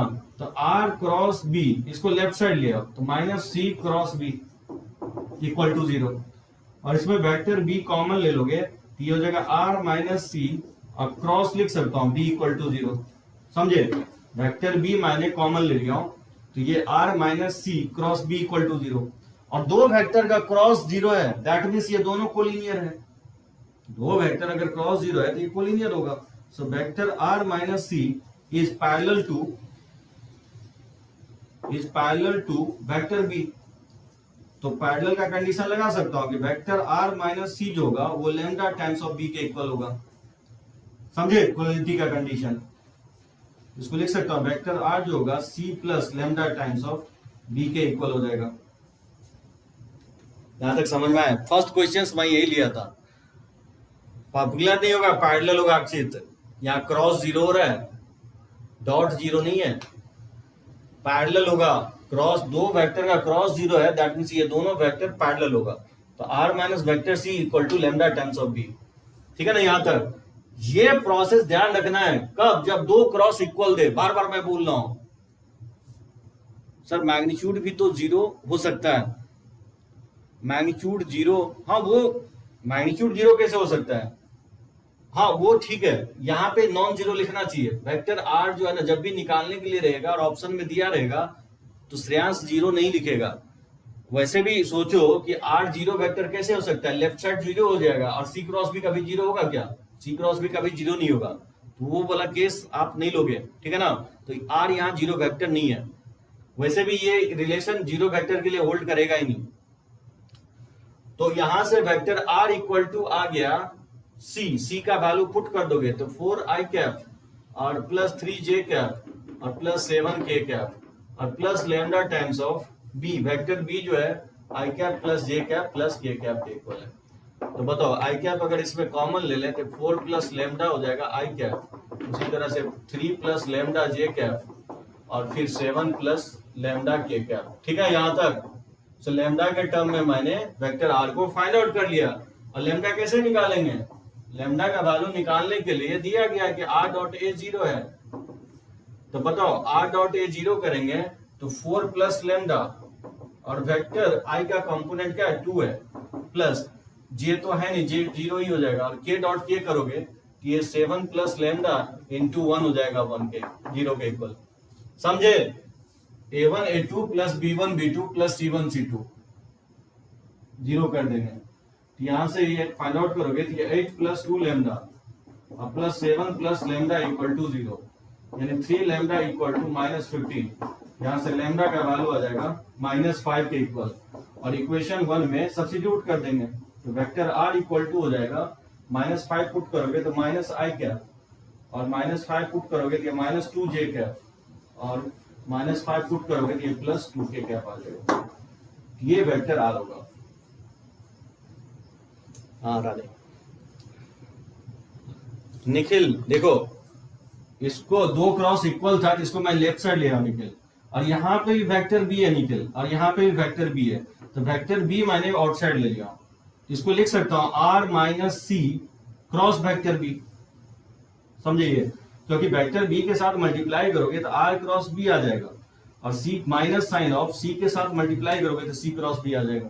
सो वेक्टर बी मैंने क्या किया हूं? कॉमन ले लिया हूं। अब ये आर माइनस सी एक वेक्टर है और वेक्टर बी अनदर वेक्टर है, तो उसका क्रॉस 0 दिया गया है। तो दो वेक्टर का क्रॉस 0, ये आर माइनस सी है और ये वेक्टर जो है ना बी है। दो वेक्टर पैरेलल होगा तभी उसका क्रॉस 0 होता है निखिल। क्यों? क्योंकि इसका क्रॉस का मतलब होता है दो वेक्टर, ए का मैग्नीट्यूड बी का magnitude into sine theta. Sine theta zero कब होगा? जब थीटा जीरो होगा। तो थीटा जीरो होगा मतलब दो वेक्टर पैरेलल होगा। और स्टार्टिंग के लेक्चर्स में बताया था निखिल कि दो वेक्टर अगर पैरेलल होता है तो ऑब्वियसली ये दोनों या तो इक्वल होगा, यानी तो सम मैग्नीट्यूड के साथ इक्वल होगा।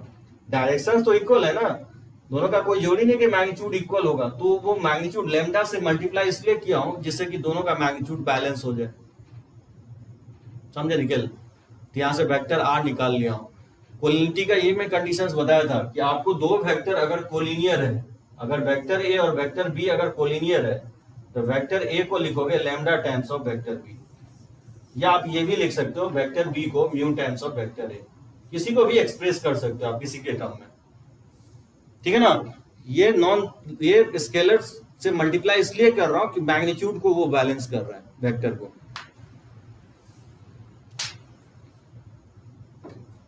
समझ गए? और उसके बाद का बात तो सिर्फ क्या किया, इसमें आई कैप कॉमन ले लिया हूं तो ये 4 प्लस लेमडा आई कैप हो जाएगा।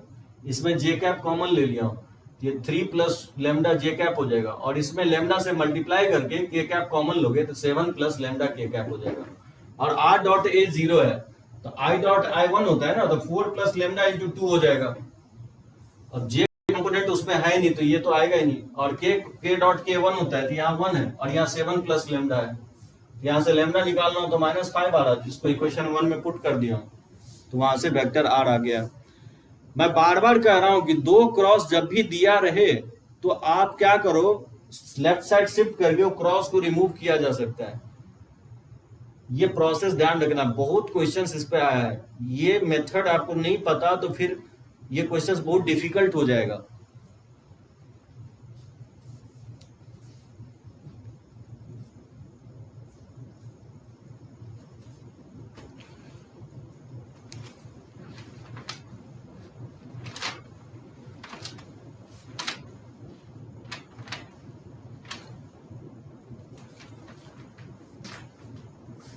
जैसे इसको बताओ कैसे होगा। ए का मैग्नीट्यूड जो है 5 के इक्वल है, ए माइनस बी का मैग्नीट्यूड 8 के इक्वल है, एंड ए प्लस बी का मैग्नीट्यूड 10 के इक्वल है। देन बताना है कि बी का मैग्नीट्यूड किसके इक्वल होगा। मैं 4 ऑप्शन भी आपको दे रहा हूं। 1 होगा कि रूट 57 होगा, कि रूट 7 होगा, कि रूट 59 होगा, या नन ऑफ दीज होगा। ए का मैग्नीट्यूड 5 है, ए माइनस बी के वेक्टर का मैग्नीट्यूड 8 है और इसके सम का मैग्नीट्यूड 10 है। तो बताना है कि बी का मैग्नीट्यूड किसके इक्वल होगा, ठीक है ना। कैसे फाइंड आउट करोगे और क्या होगा इसका आंसर?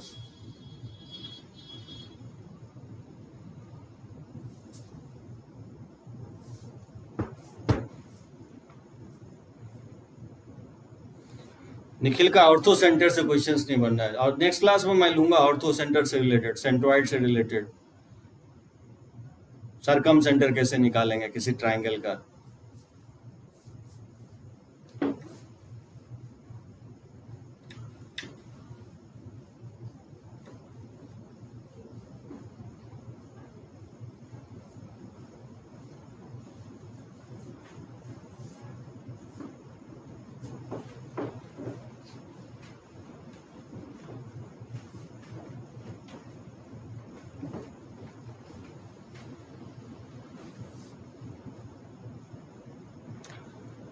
क्या लगता है इसका होना चाहिए आंसर? ए का मैग्नीट्यूड आपको 5 है तो ए माइनस बी के मैग्नीट्यूड ये दिया गया आपको 8 के इक्वल, दोनों तरफ स्क्वायर कर दो तो ए माइनस बी का मैग्नीट्यूड का स्क्वायर 64 हो जाएगा। और ये बताया था नहीं क्या होता है, ए का मैग्नीट्यूड का स्क्वायर बी का मैग्नीट्यूड का स्क्वायर -2 ए डॉट बी होता है, ये 64 हो जाएगा। तो ए का मैग्नीट्यूड का स्क्वायर ये 25 है और बी के मैग्नीट्यूड का स्क्वायर और -2 ए डॉट बी हो जाएगा 64 के इक्वल, जिसको मैं फर्स्ट इक्वेशन मान लेता हूँ। और उसी तरह से a प्लस बी के मैग्नीट्यूड 10 के इक्वल है, तो दोनों तरफ अगर स्क्वायर कर दोगे तो a प्लस बी के मैग्नीट्यूड का स्क्वायर 100 हो जाएगा। और इसका फॉर्मूला बताया था, a का मैग्नीट्यूड का स्क्वायर बी के मैग्नीट्यूड का स्क्वायर, अब प्लस होता है 2a डॉट बी हो जाता है, ठीक है ना, ये 100 हो जाएगा। अब a का मैग्नीट्यूड 5 है तो उसका स्क्वायर 25 हो जाएगा, तो b का मैग्नीट्यूड और प्लस हो जाएगा 2 और वेक्टर a डॉट b हो जाएगा। अब a डॉट b तो दिया गया नहीं है तो डायरेक्टली ऐड कर दोगे तो उससे एलिमिनेट हो जाएगा। इक्वेशंस 1 को इक्वेशंस 2 के साथ ऐड कर दोगे, ठीक है। तो जैसे ही ऐड करोगे तो क्या आएगा, 25 25 50 हो जाएगा और plus 2 times of magnitude of b का स्क्वायर हो जाएगा और ये इक्वल हो जाएगा, ये इससे तो बैलेंस ही हो जाएगा, कट जाएगा और 6400 ऐड करोगे तो ये 164 हो जाएगा, ठीक है ना।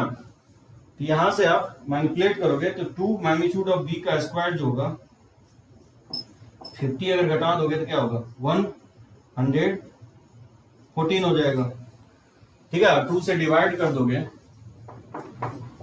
तो किसके इक्वल आ जाएगा, 2 से डिवाइड करोगे तो 57 आ जाएगा, यानी यहां से मैग्नीट्यूड ऑफ b जो हो जाएगा अंडर रूट ऑफ 57 आएगा। सही है, बी ऑप्शन होगा, एकदम सही है रानी हिमांशु, तो इसका आंसर बी ऑप्शन होगा।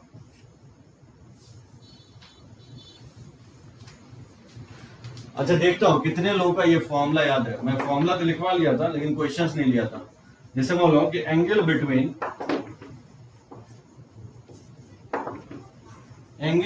Diagonals of a parallelogram, diagonal of a parallelogram whose sides are represented by vector a equal to 2i cap plus j cap plus k cap and vector b equal to I cap minus j cap minus k cap. cos inverse of 1/3, B option में है cos inverse of 1/2, cos inverse of 4/9 और D option में है cos inverse of, ठीक है, 5/9।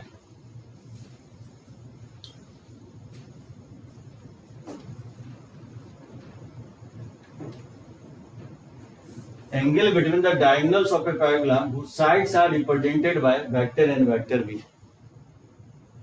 किसी parallelogram का diagonal के बीच का एंगल चाहिए। एनी आइडिया कैसे निकालेंगे, कोई हिंट दे सकता है?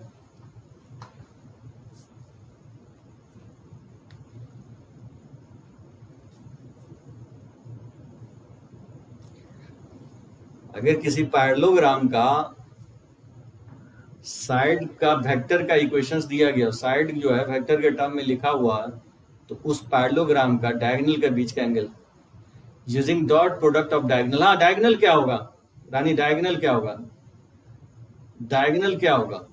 एक तो सही है कि डायगोनल का डॉट प्रोडक्ट यूज करेंगे, लेकिन how to find diagonal of a parallelogram, क्योंकि ये डायगोनल थोड़ी दिया गया है, ये जो वेक्टर है वो साइड को रिप्रेजेंट कर रहा है। हाँ एकदम सही है, सो एकदम करेक्ट है रानी, जो है ना, यही मैं जानना चाह रहा था। ये कंसेप्ट आपको पता है तो बहुत इजीली निकाल दोगे। मैं बताया था आपको किसी पैरेललोग्राम में ये वेक्टर ए है और ये अगर वेक्टर बी है, इसका जो एक डायगोनल होता है वो ए प्लस बी के डायरेक्शन में होगा और इसका जो दूसरा डायगोनल होगा वो बेसिकली ए माइनस बी के डायरेक्शन में होगा। इसी के बीच का एंगल निकालना है मुझे, थीटा फाइंड आउट करना है।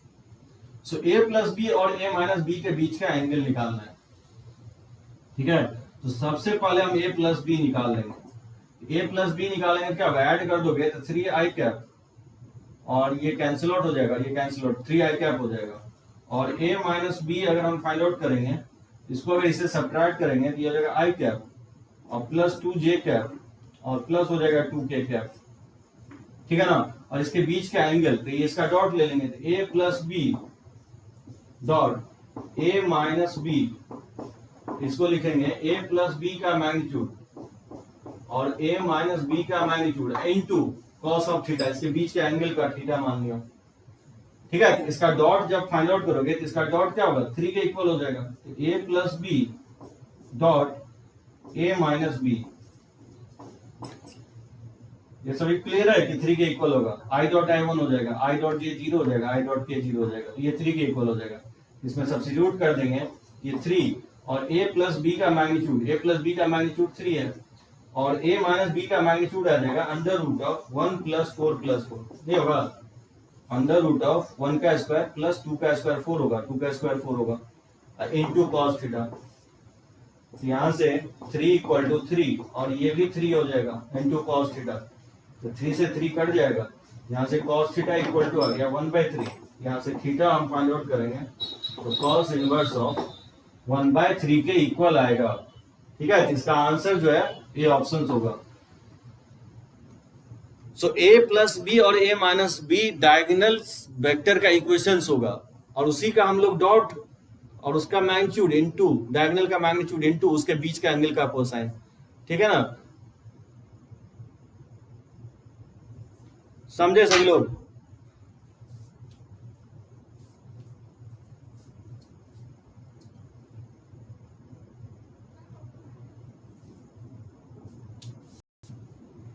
रब करें इसको।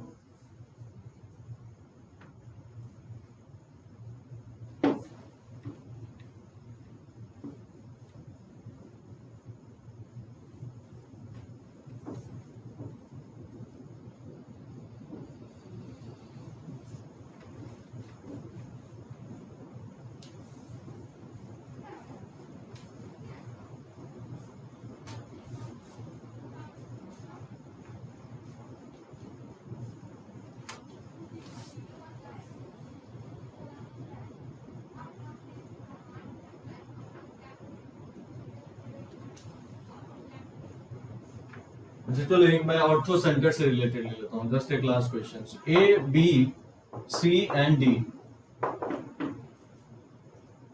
आर 4 पॉइंट, ठीक है, in a plane with position vectors vector A, vector B, vector C and vector D, ठीक है, respectively, such that A minus D dot B minus C, इस दोनों वेक्टर का डॉट 0 है। So basically such that A minus D dot B minus C equal है B minus D dot C minus A, ये 0 के equal है। then for the triangle ABC, D is its, क्या होगा, ये ऑप्शन में दे रहा है इन सेंटर, बी ऑप्शन में सरकम सेंटर, सी ऑप्शन में ऑर्थो सेंटर और डी ऑप्शन में दे रहा है सेंट्रॉइड। ये सब जो है ना, इसका डेफिनेशन हम लोग जनरली स्ट्रेट लाइन में करते हैं, तो जो अभी स्ट्रेट लाइन नहीं पढ़े हो, एनीवे डेफिनेशन जो है ना आपको पता होना चाहिए। What is ortho centre? Altitude के कंकरेंसी को हम लोग ऑर्थो सेंटर बोलते हैं। इन सेंटर जो होता है एंगल बाइसेक्टर्स जहां मीट करता है उसको इन सेंटर कहते हैं। सरकम सेंटर जो होता है पॉपुलर बाइसेक्टर ऑफ साइड, जो ट्राइंगल का पॉपुलर बाइसेक्टर है साइड का, वो जहां मीट करता है उसको हम लोग सरकम सेंटर बोलते हैं। सेंट्रॉइड हो गया मीडियन के कंकरेंसी, ठीक है, मीडियन जहां पे मीट करता है उसी को हम लोग सेंट्रॉइड कहते हैं। तो ये सब डेफिनेशंस हम लोग जनरली पढ़ते हैं उसमें स्ट्रेट लाइन में। मान लो आपको एल्टीट्यूड के कंकरेंसी, बस इतना ही कंसेप्ट यहाँ पे लगेगा कि एल्टीट्यूड के कंकरेंसी को हम लोग ऑर्थो सेंटर्स कहते हैं। देखो क्या कह रहा है कि एबीसीडी 4 पॉइंट्स है प्लेन में जिसका पोजीशन वेक्टर दिया गया है एबीसीडी, तो बोल रहा है किसी ट्राइंगल एबीसी में डी पॉइंट क्या कहलाएगा, उसका इन सेंटर होगा कि सरकम सेंटर होगा कि ऑर्थो सेंटर होगा, सेंट्रॉइड होगा। इसमें क्या करेंगे हम, मान लो एक ट्राइंगल हम ड्रॉ कर लेता हूँ एबीसी, जिसका पोजीशन वेक्टर आपको दिया गया है, position vector A, position vector B और पोजीशन वेक्टर सी, ठीक है ना। मैं मान लेता हूं, लेट्स से ये पॉइंट मैं डी मान लेता हूं, जिसका पोजीशन वेक्टर दिया गया डी के इक्वल, ठीक है। अब यहां गौर करो ये क्या लिखा रहा है, ए माइनस डी बोला है कि A minus D dot B minus C, इसका प्रोडक्ट 0 है। तो ए माइनस डी क्या होगा, ए को डी से सब्ट्रैक्ट किया जा रहा है, तो ए माइनस डी जो होगा, ए माइनस डी, ए को डी से सब्ट्रैक्ट कर रहे हैं तो ये ए डी ए वेक्टर हो जाएगा, नहीं होगा, डी ए वेक्टर नहीं होगा। ए के पोजीशन में से डी को घटाया जा रहा है तो ये डी ए वेक्टर होगा। और ये बी माइनस सी लिखा हुआ है तो बी माइनस सी, बी में से सी को घटा रहा है तो ये नहीं हो जाएगा सी बी वेक्टर, तो बी में से सी को घटाएंगे तो ये सी बी वेक्टर होगा। तो D A dot C B, तो डी ए वेक्टर ये हो गया और सी बी ये हो गया, तो ये डॉट 0 है, दैट मीन्स ये कहीं ना कहीं ये पर्पेंडिकुलर दिया गया। यहां से आप बोल सकते हो कि डी ए वेक्टर क्या होगा, परपेंडिकुलर टू सी बी हो जाएगा, समझे।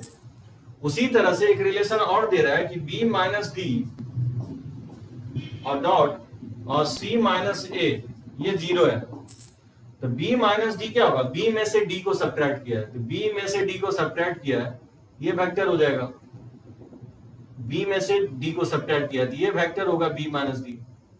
तो लिख सकता हूं ये bd वेक्टर है बेसिकली, क्योंकि d में से b को घटाओगे तो b माइनस डी वेक्टर ये bd वेक्टर हो जाएगा। और c माइनस ए, तो c माइनस ए ये वेक्टर हो जाएगा, ac वेक्टर हो जाएगा, c माइनस ए। इसका अगेन डॉट 0 दिया गया है, यानी कहीं ना कहीं BD जो है परपेंडिकुलर है किस पे, AC पे, यानी ये भी वेक्टर क्या है, परपेंडिकुलर है। तो ये हो गया BD AC पे परपेंडिकुलर है। तो बताओ D क्या होगा, कौन बताएगा। तो कह रहा है कि ये लाइन इस लाइन पे परपेंडिकुलर है और ये लाइन इस लाइन पे परपेंडिकुलर है, और ये जहां मीट कर रहा है उसको D नाम दिया है। व्हाट इज D, D क्या कहलाएगा। हाँ निखिल एकदम सही है। हाँ आयुष, हाँ ऑर्थो सेंटर होगा, क्योंकि अल्टीट्यूड के कंकरेंसी को हम लोग ऑर्थो सेंटर कहते हैं। तो डी इज इट्स, इस ट्राइंगल का क्या कहलाएगा, ऑर्थो सेंटर्स कहलाएगा। क्लियर है सभी को। वैसे हम डिटेल में करेंगे डिस्कस। अभी जो मैं डीपीपी में क्वेश्चंस लिया हूं ना, वैसे क्वेश्चंस लिया हूं जो ट्राइंगल इक्विलैटरल ले लिया हूं। तो इक्विलैटरल ट्राइंगल के केस में ऑर्थो सेंटर, सरकम सेंटर, इन सेंटर, सेंट्रोइड, सारे सेंटर क्या होता है, कॉन्साइड कर जाता है। तो अभी जो मैं डीपीपी में जो भी क्वेश्चंस ऑर्थो सेंटर से रिलेटेड देखोगे वो सारे क्वेश्चंस इक्विलैटरल ट्राइंगल से रिलेटेड दिया हूं। तो ऑब्वियसली अगर ट्राइंगल इक्विलैटरल निकाल लेते हो, वो कैसे चेक करोगे ट्राइंगल इक्विलैटरल है कि नहीं है। तो ए बी बी सी सी ए का लेंथ निकाल के देखोगे, वो तीनों लेंथ अगर इक्वल आता है तो ट्राइंगल इक्विलैटरल हो जाएगा। और उस क्वेश्चन में बोलता है ऑर्थो सेंटर निकालो, तो क्या करोगे, सेंट्रोइड निकाल दोगे। और सेंट्रोइड पता है क्या होता है, सम ऑफ कोऑर्डिनेट अपॉन 3। अगर मान लो अगर इसका एबीसी अगर मान लो ये दिया गया है आपको, तो इसका सेंट्रोइड क्या होगा, इसका सेंट्रोइड हो जाएगा a प्लस बी प्लस सी। ये तो 10th में भी हम लोग पढ़ते हैं, ठीक है ना। इस ट्राइंगल का सेंट्रोइड हो जाएगा vector, position vector A, position vector B plus position vector C. तो अभी जस्ट सेंट्रोइड का कोऑर्डिनेट याद रखो, a plus B plus C by 3 होता है।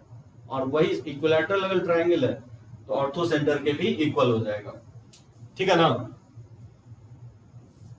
तो चलो आज कुछ हद तक क्लियर हुआ होगा क्रॉस के बारे में। और भी हम क्वेश्चंस लेंगे नेक्स्ट क्लास में। मैं आपको बताऊंगा स्केलर ट्रिपल प्रोडक्ट। सभी लोग अटेंड करोगे, जो भी लाइव अटेंड नहीं कर रहे हो, बहुत लोगों का टाइम क्लास कर रहा है, तो अब मुझे नहीं लगता है कि टाइम का भी कोई इशू होगा।